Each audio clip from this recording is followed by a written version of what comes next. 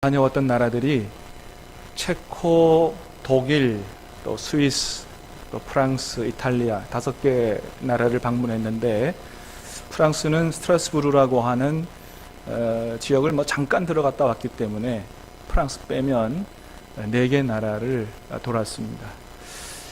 가는 곳곳마다 종교개혁자들의 숨결이 배어있는 정말 은혜의 땅이었는데, 그때 받은 은혜를 다 지금 1시간에, 1시간도 아니죠. 한 2, 30분 안에 다 나눌 수가 없기 때문에 오늘은 체코를 중심으로 그렇게 받은 은혜를 좀 같이 나누도록 하겠습니다.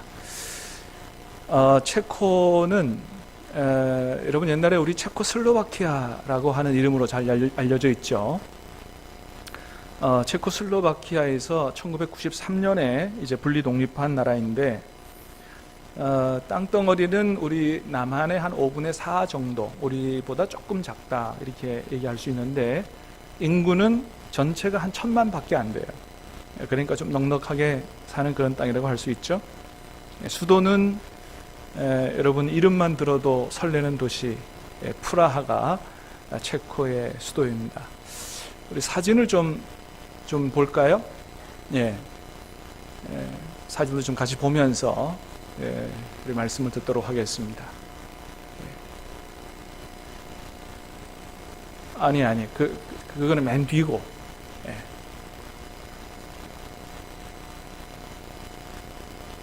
제일 앞에부터, 아니 훨씬 앞에, 훨씬.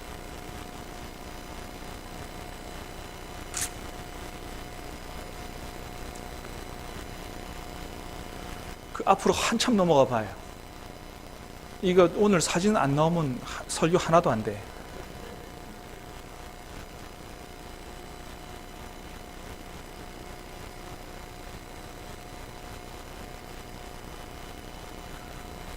파워포인트를 내가 다 만들어 주었는데 왜?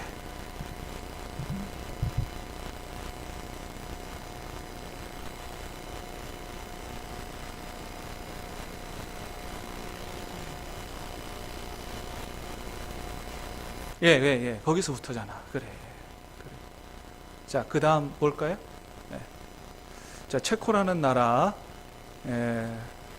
저렇고요. 그 중에 빨간 보입니까? 프라하하고 타부르라고 하는 지역, 두 지역을 갔는데, 저게 이제 프라하라고 하는 도시를 위성에서 찍은 사진이죠. 저 가운데 우리나라 한강처럼 흘러가는 강이, 여러분 몰다우 강이라고 많이 들어보셨죠? 그 블라타라고 하는 강입니다. 그 다음, 넘어가세요. 아이고, 프라하를 조금 이렇게 가까이서 찍은 지붕이 참 예쁘죠? 안 예쁘세요? 되게 사진이 좀 흐려서 그렇군요. 이게 색깔이 제대로 나오면 되게 예뻐요. 저게 이제 프라하 성이에요. 성 안에 비투스 성당, 되게 큰 성당이 안에 있죠. 그 다음에 아까 블라타 강을 가로지르는 이제 저게 체코 그 프라하 야경이죠. 그 다리인데 카를교라고 하는 아주 유명한 다리입니다. 조금 이따 설명을 드리겠습니다. 프라하는 한 1000년의 이 세월 동안에 수많은 어려움들이 있었지만은, 그러나 2차 세계대전 중에도 그렇게 많은 폭격을 받지 않아서 11세기부터 18세기까지의 여러 건축물들을 그대로 보존하고 있습니다. 그래서 로마네스크 양식이라든지 고딕 양식, 또 르네상스, 바로크, 여러 가지 서양 건축사를 한눈에 볼 수 있는, 그야말로 도시 전체가 박물관이다 이렇게 얘기할 수 있을 정도로 아주 굉장히 예쁜 도시로 그렇게 많이 알려져 있죠. 그래서 이 프라하가 유럽의 도시 중에서 가장 아름다운 도시 중에 하나다 이렇게 손꼽혀서 1992년에 유네스코 세계 문화유산으로 등재된 그런 도시라고 합니다. 프라하에는 아주 뾰족뾰족한 첨탑들이 많은데 한 100개 이상이 돼서 100탑의 도시다 뭐 그런 별명도 있다라고 하고, 또 유럽의 음악 학원이다 이런 별칭도 가지고 있는데, 그래서 음악가들이 참 사랑한 도시였다 그래요.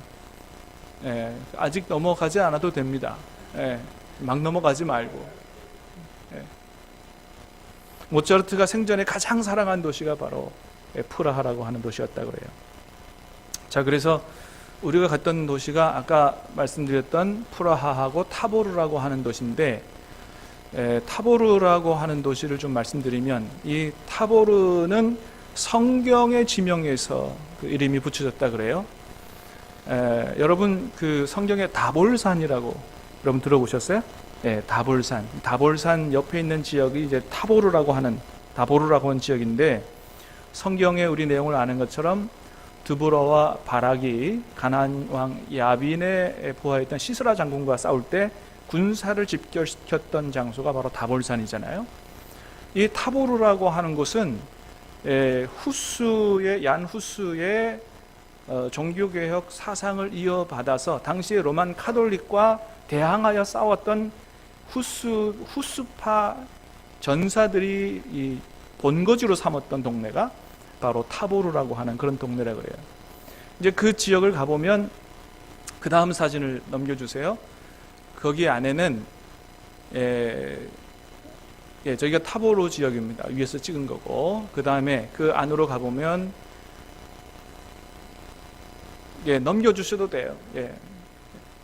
후스 박물관이 있고, 저기 후스 박물관이에요. 그 가운데 사진이 깨끗하지 않아서 그죠? 여러분 보시기에 왼쪽에 있는 저게 이제 후스 박물관인데, 그 내부로 좀 들어가 보면,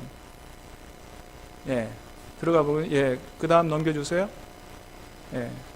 그 얀 지스카 장군의 저기 사실은 이제 그 들어가면 제일 먼저 볼 수 있는 게 지스카 장군의 동상인데, 저것은 그 공원에 있는 동상이에요. 후스의 사상을 물려받은 그런 후스파 전사들을 이끌었던 얀 지스카 장군인데, 한쪽 눈이 없어서 이렇게 늘 이렇게 안대하고 있어서 애꾸는 장군이라는 별명도 가지고 있습니다. 그 다음에 후스 박물관 안에 들어가면 저 물통에 거위 그림을 그려놨어요. 저기 왜 거위 그림이 있는지 혹시 아시는 분?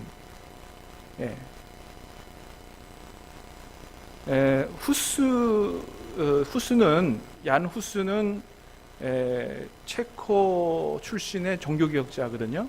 나중에 화형당해서 순교를 하죠. 그래서 종교개혁에 있어서는 대단히 중요한 인물이고 유명한 인물이에요.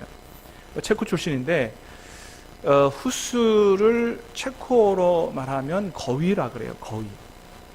후스의 이름이 거위와 같다. 그래서 후스를 생각하는 그런 문양으로 저렇게 거위 그림을 그려놓은 거예요. 그 다음에 또 한쪽 물통에는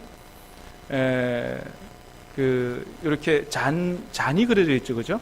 잔 위에 이렇게 빵이 그려져 있는데, 그 당시에 로만 카톨릭은, 종교개혁 전에 로만 카톨릭은 성만찬을 할 때 성도들에게, 우리는 여러분 성만찬 할 때 빵을 나누고 또 뭘 나눠요?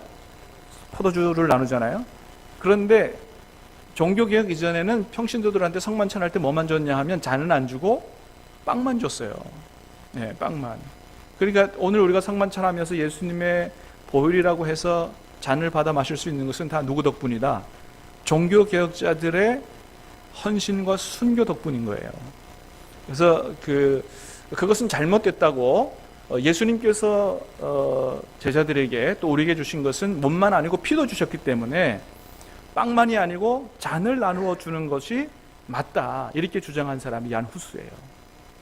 그래서 그것을 이제 이종 배찬이라고 그러는데, 일종 배찬은 빵만 주는 거고, 이종 배찬은 빵과 포도주를 같이 주는 거예요. 그래서 그것을 상징해서 저렇게 물통에다가, 근데 물통만이 아니고 그 다음 그림을 보면 저렇게 쓰레기통, 저게 이제 그 후스 박물관 앞에 있는 쓰레기통이거든요. 쓰레기통 앞에도 이렇게 이종 배찬의 상징 그림이 들어가 있고, 그 다음에 집 지붕 위에도 이렇게 문양으로.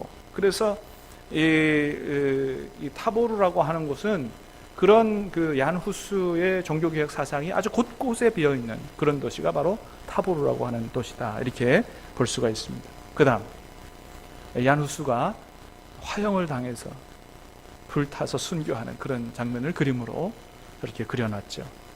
그 다음에 프라하 좀 볼까요? 예. 프라하, 아까 이제 보신 대로 이제 빨간 지붕들이 많은 도시가 프라하고, 가운데 몰다공이 흐르는 도시인데, 우리가 갔던 곳은 이제 구시가지입니다. 구시가지에 사람들이 많이 여행 가는 곳인데, 저게 구시가지 시청사예요. 예, 시청사. 굉장히 사람들이 많이 앞에 모여 있죠. 예. 조금 이따 보시겠습니다만, 구시청사에 이 천문시계가 있거든요. 그 시계가 정각이 되면 종을 치면서 12사도가 그 위에 있는 창문으로 나와요. 그거를 보려고, 12사도 인형을 보려고 저렇게 많이 모여 있는 거예요. 저게 이제 구시가지 광장에 세워져 있는 얀후스의 동상입니다. 화형당에서 순교했던 얀후스. 예. 그 다음, 저게 천문시계예요. 구시청사 바로 옆에 벽에 붙어 있습니다. 예. 그 다음. 근데 사람들이 저렇게 이제 그 천문시계가 왼쪽이라면 바로 이렇게 돌아가면 뭐 이렇게 바닥에 막 새겨져 있죠, 하얀색으로. 근데 저기에는 사람들이 많이 없어요. 그러니까 시계 앞에는 사람들이 엄청 많이 모여 있는데, 저 옆에 있는 바닥 표시 십자가, 그 다음 사진.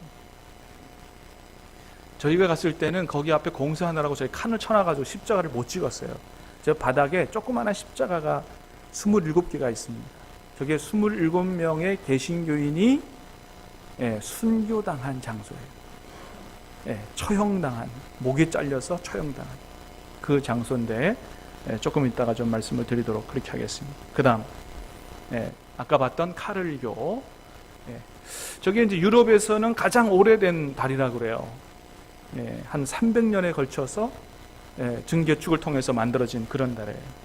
우리나라 다리 한 몇 년 안에 다 만들죠? 3년 안에 만드는데 저기는 한 300년. 성당 하나 만드는데 600년. 이렇게 대단한 사람들이에요. 우리가 빠른 건지 저 사람 느린 건지 모르겠습니다만은. 자, 하여튼 저게 300년을 지나면서 만들어졌는데, 카를 4세 때 완공되었다 그래서 저 다리 이름을 이제 카를교라 그래요. 그 왕의 이름을 따서 카를교라 그러는데, 저 다리 위에 가면 석상들이 한 30개의 석상들이 서 있습니다. 그 다음 보겠습니다.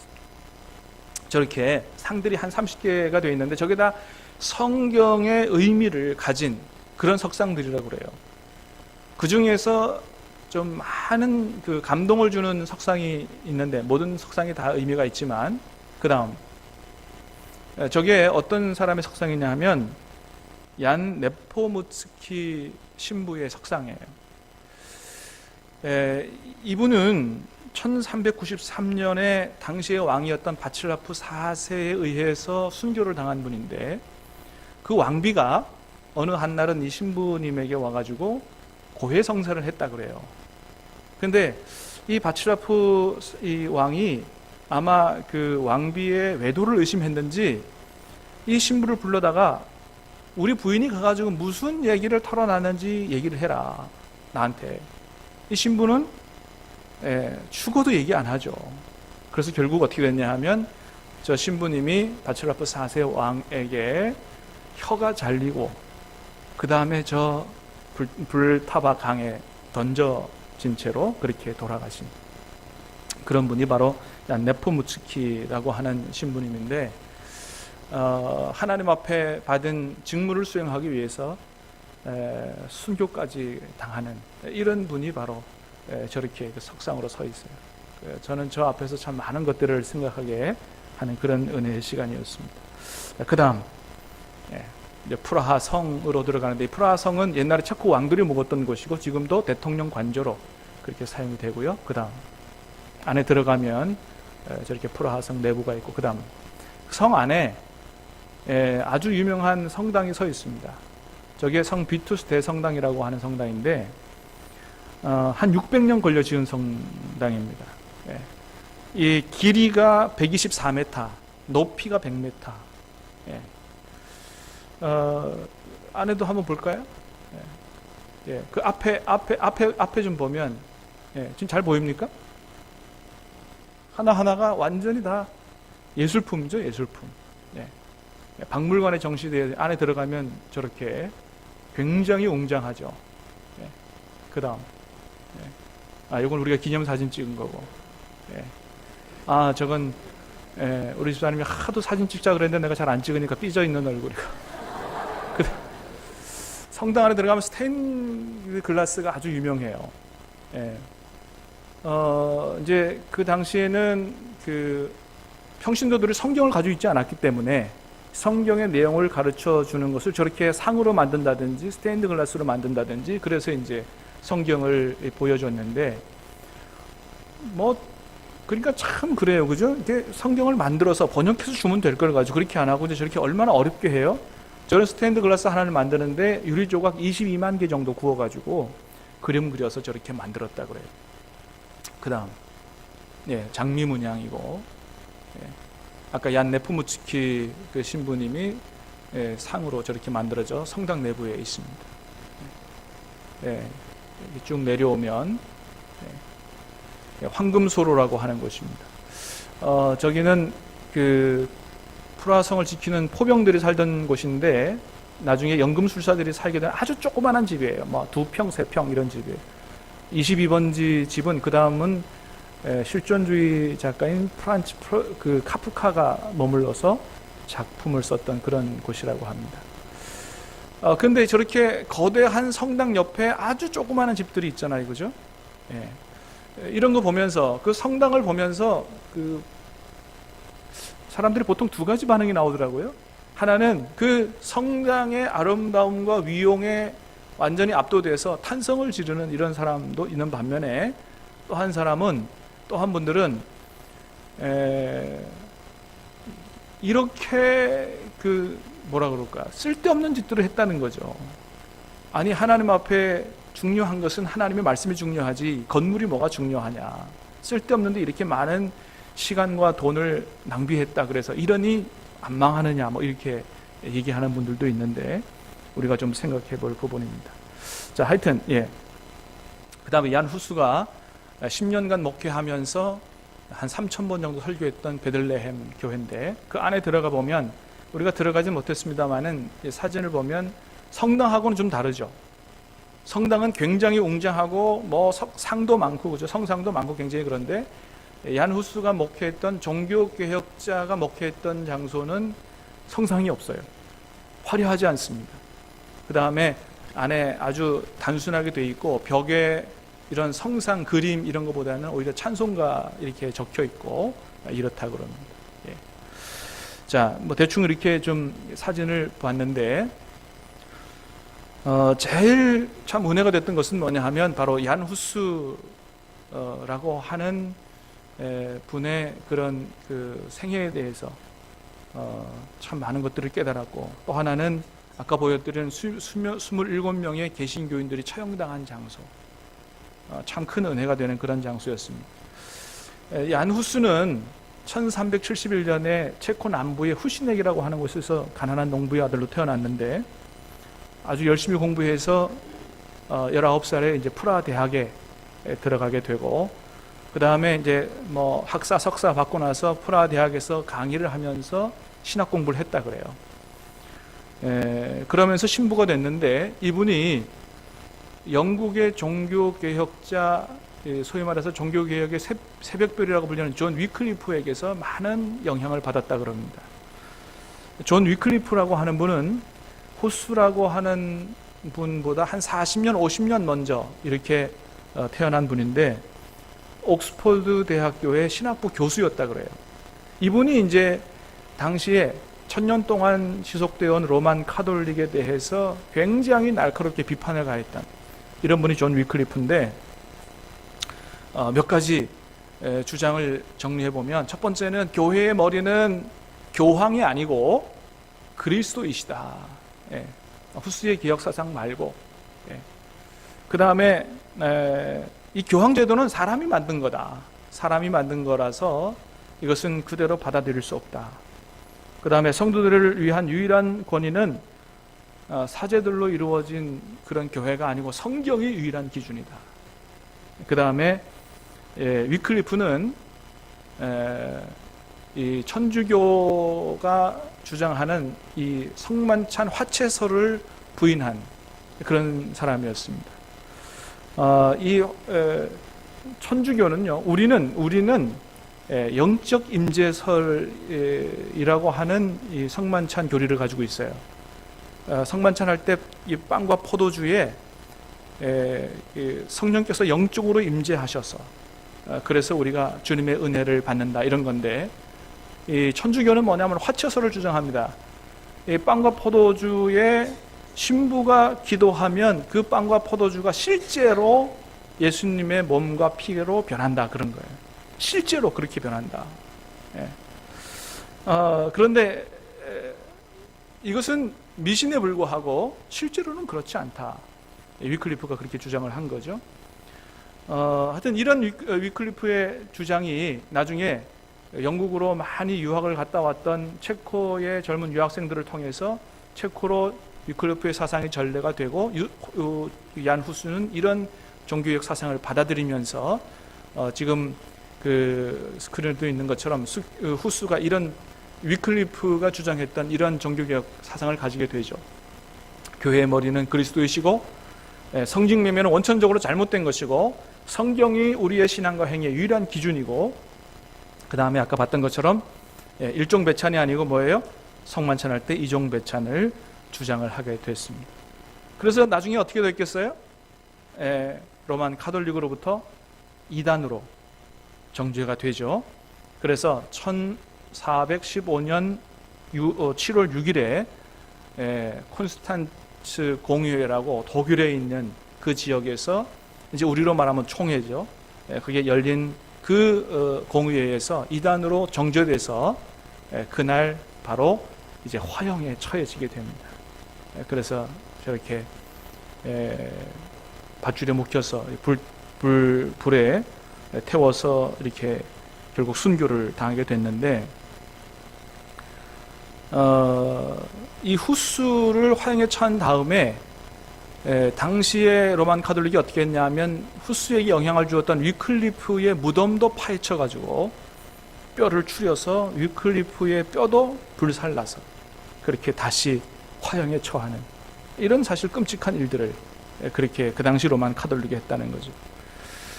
자, 그런데 하나님께서 이 후스의 희생을 헛되지 않게 하셨다는 거예요. 후스가 저렇게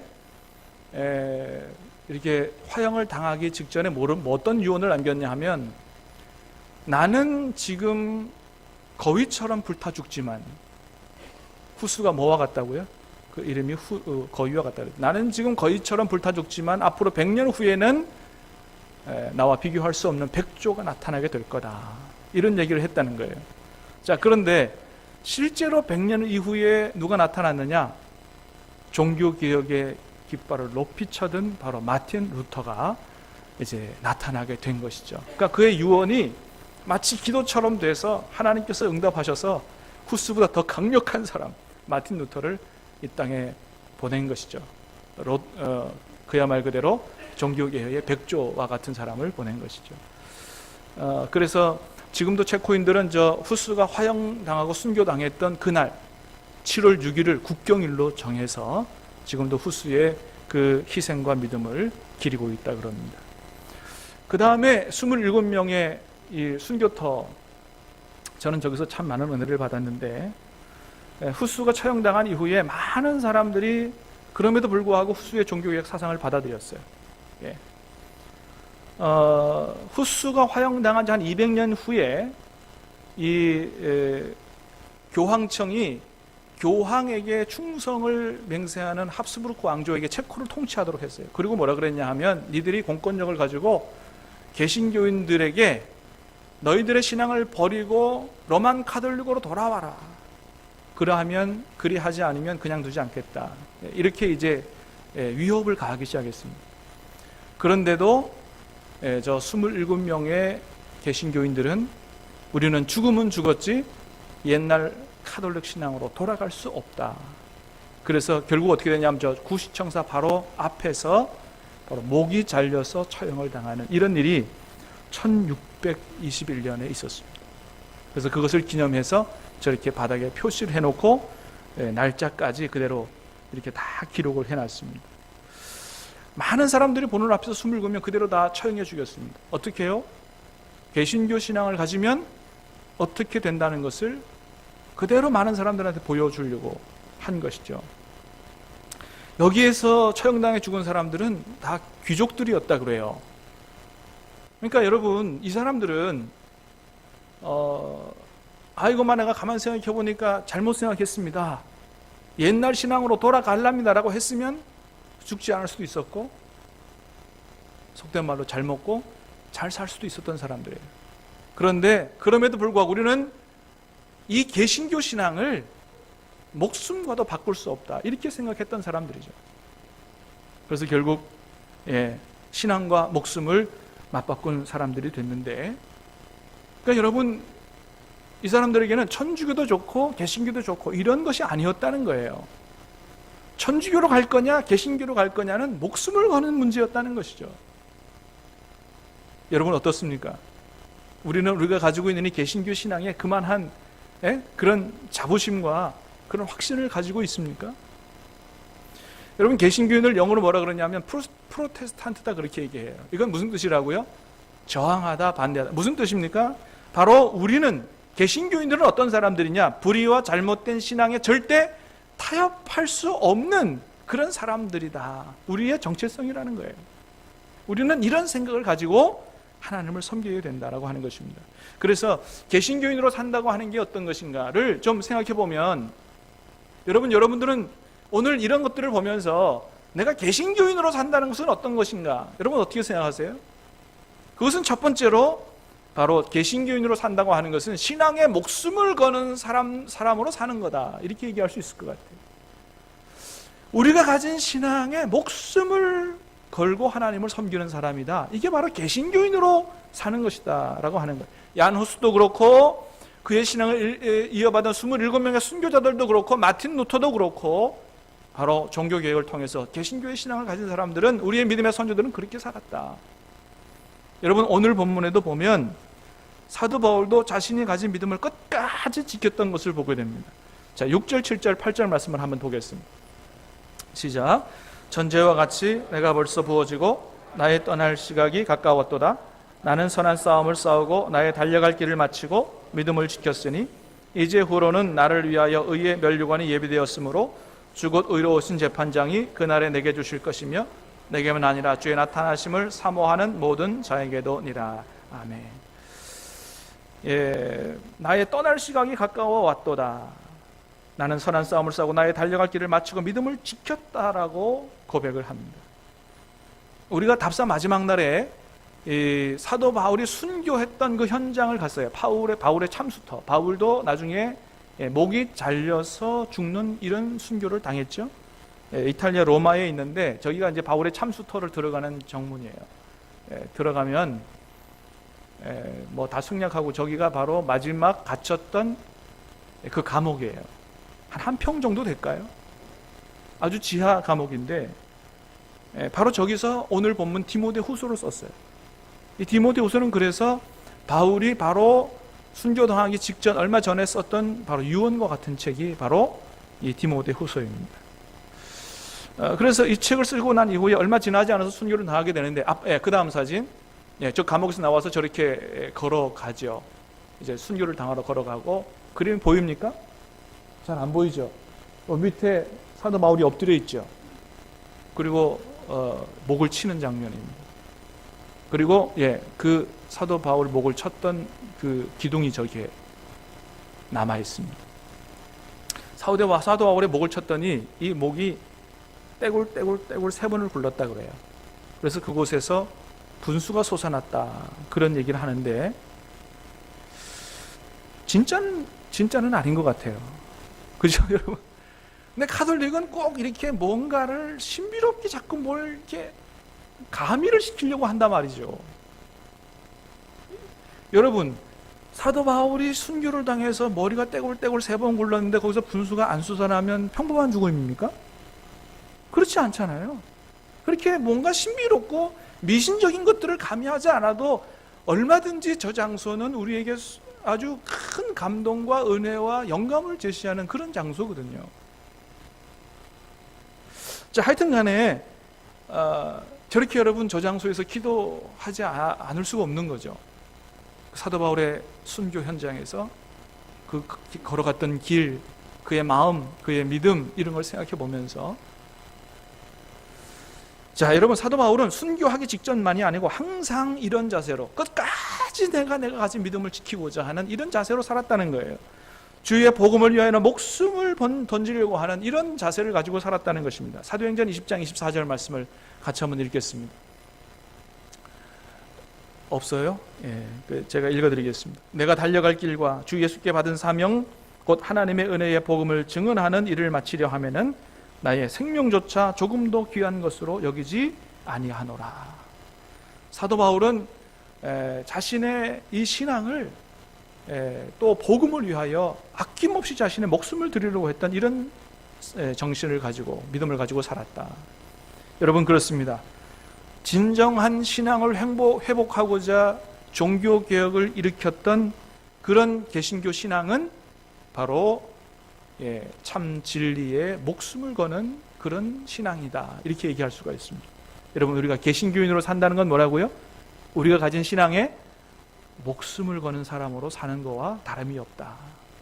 두 번째는 우리의 구원은 행위가 아니라 오직 믿음, 오직 주님의 은혜로 이루어지는 것이다. 이 믿음을 우리가 굳게 붙드는 것이다 라고 하는 거예요. 당시에 카톨릭에는 어떤 구원 사상이 있었냐 하면 뭔가 공로를 쌓아야, 공로가 있어야 구원을 받는다. 그래서 처음에 종교개혁자 마틴 루터도 수도원에서 수도사 시절에 있을 때 얼마나 그 금욕적인 생활을 했는지 2년 만에 신부가 되는 이런 금욕적인 생활을 하고, 또 로마에 있는 성 스칼라 산타라고 하는 성당, 그 성당에는 예수님께서 실제로 걸어갔던 그 길, 그 계단을 콘스탄티누스 황제 어머니 헬레나 왕비가 그것을 그대로 들어다가 그 로마에다 갖다 놨는데, 많은 사람들이 성지순례하면서 그것을 무릎으로 기어 올라갔다는 거 아니었어요? 주님의 고난을 생각하면서 뭔가 그렇게 해서 그 공을 쌓아야 구원을 받는다, 이렇게 생각한 거죠. 근데 마틴 루터는 거기 무릎으로 기어 올라갔다가 이거는 아니다 라고 하는 확신과 깨달음을 얻고 나서 혼자 서서 걸어 내려온 유일한 사람이 마틴 루터라고 그래요. 하여튼 이런 뭔가 공로가 있어야 구원을 받는다, 이런 사상이 그 당시에 많이 지배하고 있었는데, 마틴 루터가 종교개혁의 횃불을 높이 쳐들면서 뭘 주장했습니까? 아니다 말이죠. 로마서 1장 17절에 있는 것처럼 하나님의 의는 어디에 나타나 있어요? 복음에 나타나 있는데, 그것은 뭐예요? 우리로 하여금 믿음에 이르게 하나니 오직 의인은 뭘로 살아요? 믿음으로 말미암아 사는 거지 우리의 공로로 구원받는 게 아닌 것을 분명하게 주장을 했었죠.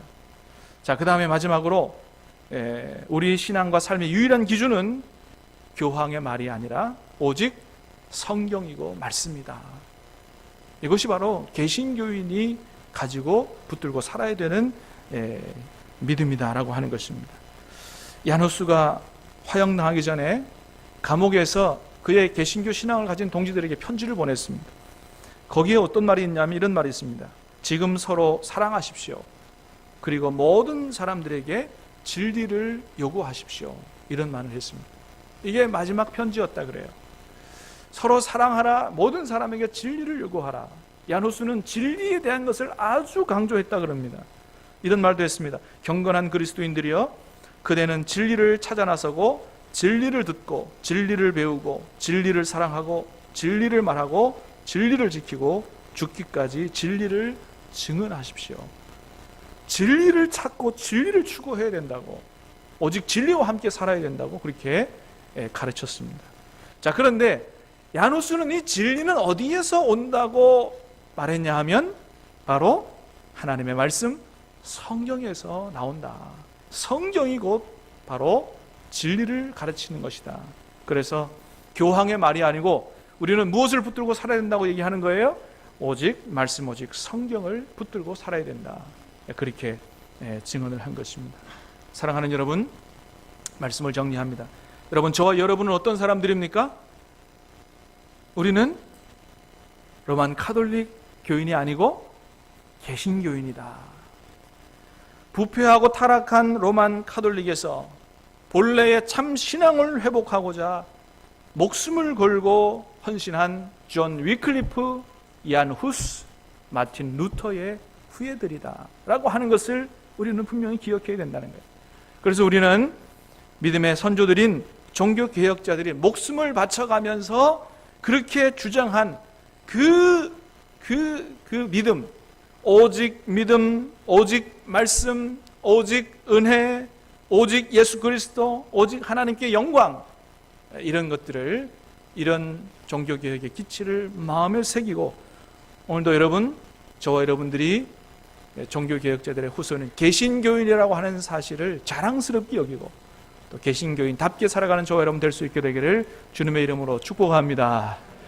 우리 같이 찬양하고 기도하도록 하겠습니다. 내 마음의 주를 향한 사랑이,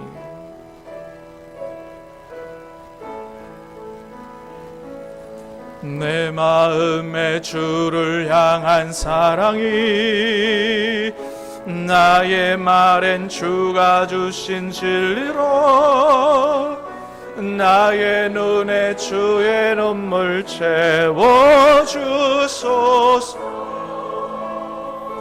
내 입술엔 찬양의 향기, 두 손에는 주를 닮은 섬김이 나의 삶에 주의 흔적 나게 하소서. 하나님의 사랑이 영원히 함께하리. 십자가의 길을 걷는 자에게, 순교자의 삶을 사는 이에게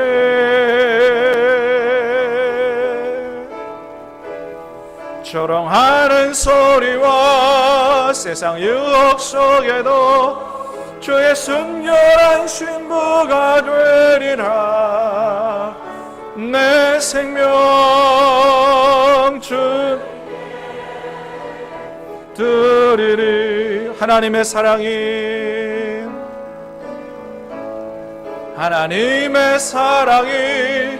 영원히 함께하리. 십자가의 길을 걷는 자에게, 순교자의 삶을 사는 이에게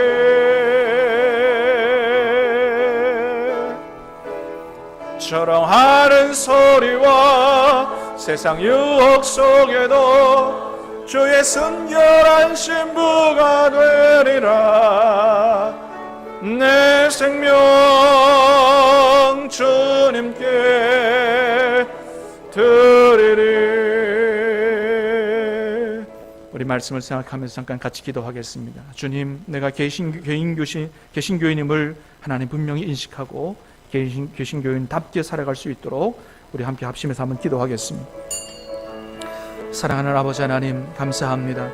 부패하고 타락한 로만 카톨릭에 항거하여 종교개혁의 기치를 높이 들고 오직 믿음, 오직 말씀, 오직 주님의 은혜, 참으로 아버지 하나님이 개신교인의 아버지 하나님 믿음을 우리에게 물려주기 위해서 아버지 자신의 인생과 목숨을 던지고 헌신하고 순교한 아버지 믿음의 조상들의 아버지 하나님 이야기를 들으며 참으로 내가 오늘 어떻게 이 믿음을 지키고 살아가야 될지를 하나님 깊이 생각해 보게 됩니다.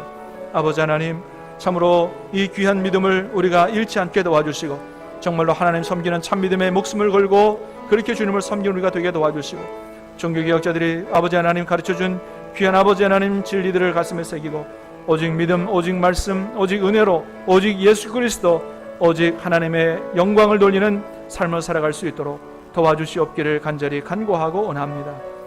사랑하는 아버지 하나님, 감사합니다. 우리가 가진 믿음이 그냥 얻어진 것이 아니고 정말 많은 종교개혁자들이 자신의 인생을 바치고 목숨을 버리고 순교한 대가로 얻어진 것을 다시 한번 깨닫게 하시니 감사합니다. 아버지 하나님, 이 귀한 믿음 참으로 잃지 않게 도와주시고 참으로 참 진리와 참으로 오직 믿음, 오직 은혜, 오직 말씀, 오직 예수 그리스도, 오직 하나님의 영광이라고 하는 이 귀한 진리를 가슴에 새기고 우리도 하나님을 섬기는 이 참 믿음에 목숨을 걸고 섬기게 도와주시옵시고 참으로 개신교인임을 자랑스럽게 생각하고 개신교인답게 살아가는 우리 모두가 될 수 있도록 성령 하나님 우리의 삶을 도와주시고 인도해 주시옵소서. 예수님 이름으로 기도하옵나이다. 아멘. 우리 시간이 좀 갔지만 우리 좀 특별 찬송을 하나 하도록 하겠는데요. 마틴 루터가 종교개혁을 진행하면서 힘들 때마다 기도하면서 만들었던 찬송이 하나 있어요. 여러분 585장 찬송인데 우리 종교개혁 참여했던 우리 장로님들 권사님들 같이 앞에 좀 나와서 우리 1절하고 간주하고 우리 3절은 좀 같이 하도록 하겠습니다. 앞으로 나오시기 바랍니다. 장로님 권사님 좀 앞에 나오시기 바랍니다.